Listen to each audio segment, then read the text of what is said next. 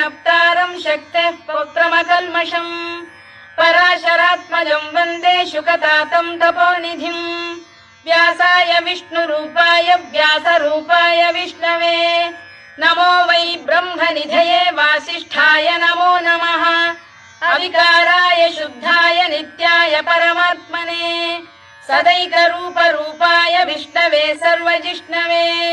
यस्य स्मरणमात्रेण जन्म संसारबन्धनात्